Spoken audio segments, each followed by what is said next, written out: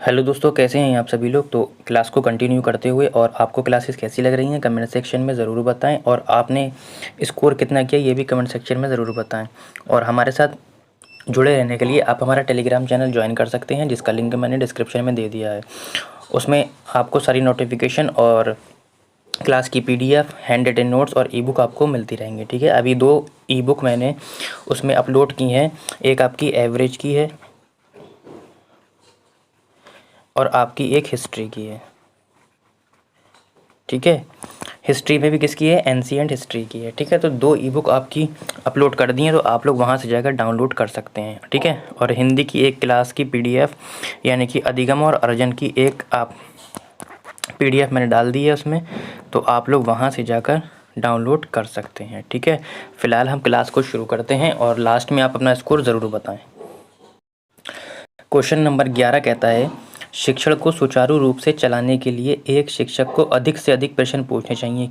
क्यों? कह रहा है शिक्षण को हमें क्या करना है, सुचारू रूप से चलाना है, तो शिक्षक को अधिक से अधिक प्रश्न पूछना चाहिए।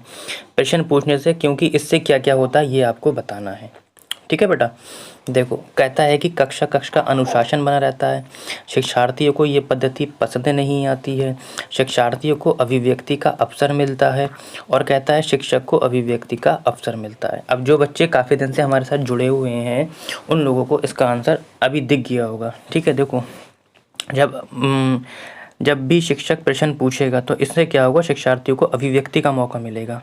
ठीक है, बच्चे के ज्ञान, सोच, छवि और भावनाओं का पता लगाने का सबसे उत्तम तरीका क्या होता है बेटा, विद्यार्थियों से प्रश्न पूछना एवं उनके सामने समस्याएं रखना।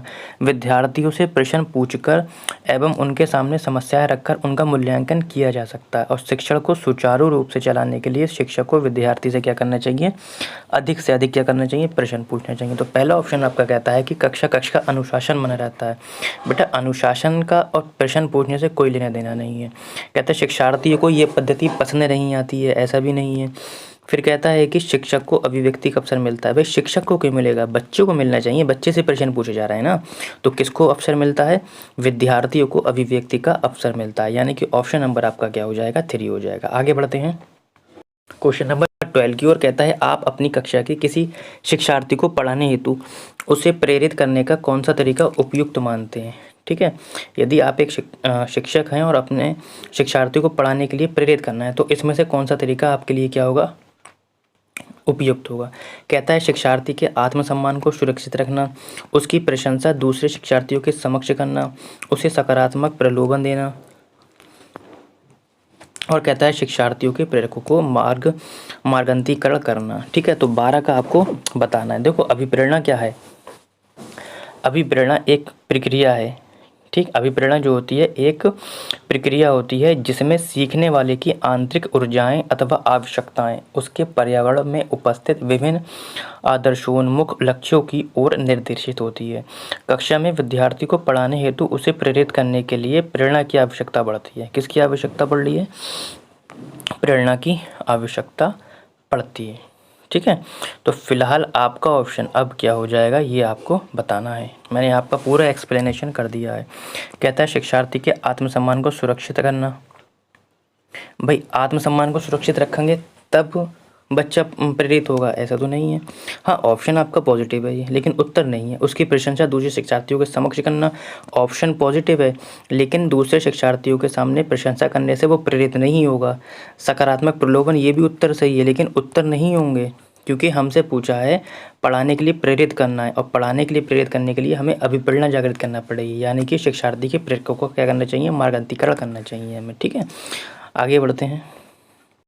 क्वेश्चन नंबर 13 कहता है कि विद्यार्थी सीखने के लिए प्रेरित महसूस करते हैं जब कार्य कैसा होता है, मूर्त और अत्यधिक जटिल होता है, उनकी वास्तविक दुनिया से जुड़ा हुआ होता है, अप्रासंगिक होता है, बिल्कुल भी चुनौतीपूर्ण नहीं होता है। ठीक है, तो सिंपल सा है और आपको आंसर सामने दिखता होगा, फिर भी मैं एक्सप्लेनेशन करता हूँ, आप लोग जब तक कमेंट सेक्शन में उत्तर दीजिए।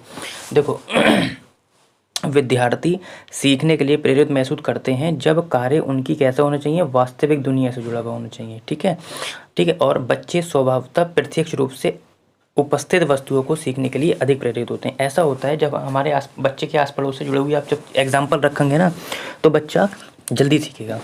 अब आप एग्जाम्पल ऐसा दे रहे हैं जो बच्चे ने देखा ही नहीं है कभी, तो कैसे समझ जाएगा? समझ रहे हैं आप? तो प्रत्यक्ष रूप से उपस्थित वस्तुओं को सीखने के लिए अधिक प्रेरित होता है, और उन्हें वही वस्तु अधिगम हेतु प्रेरित करती हैं जो वो देखकर और छूकर अनुभव कर सकते हैं, है ना? तो ऑप्शन अगर आप काटना चाहें, अब सोचिए जैसे कि आपको इसका उत्तर नहीं आता, तो आप कैसे काटेंगे, उत्तर तक पहुंचेंगे? देखो, विद्यार्थी सीखने के लिए प्रेरित कब महसूस करेगा? जब वस्तुएं मूर्त होंगी। ये इतना तो ठीक है, लेकिन जटिल होंगी ये गलत है, इसलिए ये ऑप्शन कट गया। कहता है अप्रासंगिक तो वैसे ही निगेटिव शब्द है, तो ये तो वैसे ही कट जाएगा। कहता है बिल्कुल भी चुनौतीपूर्ण नहीं होना चाहिए, ये तो बिल्कुल गलत हो गया। भाई चुनौतीपूर्ण होना चाहिए ना, बच्चा तभी तो अपना दिमाग लगाएगा। तो बचता हमारा क्या है, उनकी वास्तविक दुनिया से कैसा होना चाहिए, जुड़ा हुआ होना चाहिए। ठीक, आगे बढ़ते हैं। कहता है कि निम्नलिखित में से कौन सा अभ्यास श्रवण विद्यार्थियों के सफल समावेशन में बाधा उत्पन्न करता है? ठीक है, जो श्रवण विद्यार्थियों के सफल समावेशन में बाधा उत्पन्न करता है। कहता है विद्यार्थियों को अपने आप से बात करके सोचने दें। विद्यार्थियों को मौखिक परीक्षा की बजाय लिखित परीक्षा दें। बाद में उपयोग करने के लिए टेप पर दत्त कार्यों के निर्देश रखें। दत्त कार्यों के लिए मौखिक निर्देश दें। तो 14 का आपको उत्तर बताना है। ठीक, देखो, जिन विद्यार्थियों को श्रवण बाधा की समस्या होती है, किसकी? श्रवण बाधा की समस्या हो, अर्थात जिसकी श्रवण क्षमता कमज़ोर होती है, ऐसे विद्यार्थियों को मौखिक परीक्षा के बजाय क्या देना चाहिए बेटा? लिखित परीक्षा देनी चाहिए। ठीक है, तो अच्छा एक बार बताइए, भले मुझे इसका उत्तर नहीं आता, जब वो श्रवण में उसे परेशानी है, यानी कि सुनने में परेशानी है, ठीक है, तो अब एक बात बताइए, अगर आप बच्चों को मौखिक परीक्षा देंगे, जब वो सुन ही नहीं पाएगा सही से, तो उत्तर कैसे देगा? बात मेरी समझिए अच्छे तरीके से। ठीक है, ये देखो मौखिक दे रहा है ना? बाद में उपयोग करने के लिए टेप दत्त कार्य निर्देश रखें, ऐसा भी नहीं है। विद्यार्थी को अपने आप से बात करके सोचने दें, ऐसा भी नहीं है। भाई हमें क्या करना है कि विद्यार्थियों को मौखिक परीक्षा की बजाय क्या करना चाहिए? लिखित परीक्षा देना चाहिए। क्यों? क्योंकि बेटा उसे सुनने में परेशानी है। अगर आप मौखिक ओरल पेपर लेंगे तो क्वेश्चन ही नहीं सुन पाएगा, आधा अधूरा क्वेश्चन सुनेगा तो आधा अधूरा आंसर देगा, आप उसके मार्क्स काट लेंगे। ठीक, आगे बढ़ते हैं।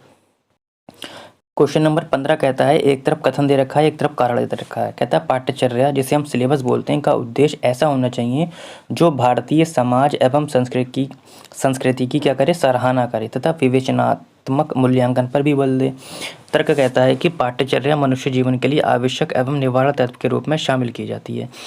इस तरीका उत्तर निकालने के लिए मैंने आपको एक तरीका बताया था। मैंने आपसे कहा था कि कुछ देर के लिए इन दोनों को क्या कर दीजिए, हटा दीजिए, और आप इस तरीके से पढ़िए कि ये एक ऑप्शन है और ये वाला भी एक ऑप्शन है। पहले आप ये देख लीजिए ये दोनों ऑप्शन ठीक हैं या नहीं है। तो पहला कहता है कि पाठ्यचर्या, पहले मैं पाठ्यचर्या के बारे में बता देता हूँ, सिलेबस के बारे में। देखो, पाठ्यचर्या एक ऐसा साधन है जो छात्र एवं अध्यापक को क्या करता है बेटा? जोड़ता है। सिलेबस क्या करता है? छात्र और अध्यापक को एक दूसरे से क्या करता है? जोड़ता है। यानी कि अध्यापक पाठ्यचर्या के माध्यम से छात्रों के मानसिक, शारीरिक, नैतिक, सांस्कृतिक, संवेगात्मक, आध्यात्मिक एवं सामाजिक विकास के लिए प्रयास करता है। इसलिए पाठ्यचर्या का उद्देश्य ऐसा होना चाहिए जो भारतीय समाज एवं संस्कृति की सराहना करे एवं विवेचनात्मक मूल्यांकन पर बल दे। यानी कि ये वाला ऑप्शन आपका एक तरीके से ठीक हो गया। दूसरा ऑप्शन देखते हैं कि पाठ्यचर्या मनुष्य जीवन के लिए आवश्यक एवं निवारण तत्व के रूप में शामिल की जाती है। तो पाठ्यचर्या मनुष्य के जीवन के लिए आवश्यक एवं निवारण तत्व के रूप में शामिल की जाती है। ये ऑप्शन गलत है आपका। ठीक, तो जब गलत है, अब पहला वाला कहता है ऑप्शन आपका कि ए और आर दोनों सही हैं। तो दोनों सही तो है ही नहीं, ए और आर दोनों सही है, ये भी गलत है। ए सही है परंतु आर गलत है, ए गलत है परंतु आर सही है। देखो, ए गलत है जबकि ए सही है। उत्तर मिल गया आपको। अच्छा, अगर ये दोनों ऑप्शन ठीक होते तो आप क्या करते? तो आप यहाँ पर क्या करते? क्योंकि शब्द जोड़ देते। ठीक, तो ये पढ़ने के बाद क्योंकि अगर उत्तर मिलता तो ये इसका तर्क था, और उत्तर नहीं मिलता तो ये इसका तर्क नहीं होता। ठीक, आगे बढ़ते हैं आप। क्वेश्चन नंबर 16 कहता है कि यदि व्यक्ति ने अपने वातावरण से सामंजस्य करना सीख लिया है या सीख सकता है तो उसमें बुद्धि की ये परिभाषा किसने दी? थॉर्नडाइक ने दी है, रायबर्न ने दी है, कॉल्विन ने दी है, थॉमसन ने दी है। तो ये एक तरीके की क्या है बेटा? परिभाषा है। ठीक है, तो परिभाषा का आंसर डायरेक्ट सीधा सीधा हम दे देते हैं। किसने दी है? कॉल्विन साहब ने दी है। ठीक, आगे बढ़ते हैं। कहता है कि अर्थपूर्ण अधिगम को सुसाध्य करने के लिए एक शिक्षिका को क्या करना चाहिए, यानी कि अर्थपूर्ण अधिगम को सुसाध्य करना है तो एक शिक्षिका को क्या करना चाहिए ये आपको बताना है। कहता है छात्रों के बीच सहयोग को हतोत्साहित करना चाहिए। देखो बेटा, हतोत्साहित नहीं करना है, कह रहे जो बच्चों के भी सहयोग है, यानी कि बच्चे जब एक दूसरे की मदद करते हैं उसको मना करना चाहिए, हतोत्साहित नहीं। अगर यहाँ पे प्रोत्साहित होता बेटा तो ऑप्शन ठीक हो जाता आपका, ठीक है, लेकिन यहाँ पर क्या है, हतोत्साहित है, इसलिए ऑप्शन कट गया। छात्रों के बीच प्रतिस्पर्धा को, यानी कि कंपटीशन, मैंने बताया आपको, जहाँ पर भी प्रतिस्पर्धा शब्द दिख जाए वो ऑप्शन आप काट दीजिए। बच्चों के बीच में बेटा कंपटीशन पैदा नहीं करना है, ठीक है। विषय वस्तु को रटने पर बढ़ावा देना, मैंने आपको बताया था कि जहाँ पर भी रट्टा मान ना दिख जाए वो ऑप्शन निगेटिव होता है, आप काट दीजिए। अब आप बताइए, मैंने क्या इसका आंसर आपको बताया, खुद आंसर तक आप पहुँच गए, यानी कि समप्रत्ययों की समझ को महत्व देना चाहिए। ऑप्शन नंबर हो जाएगा आपका 4।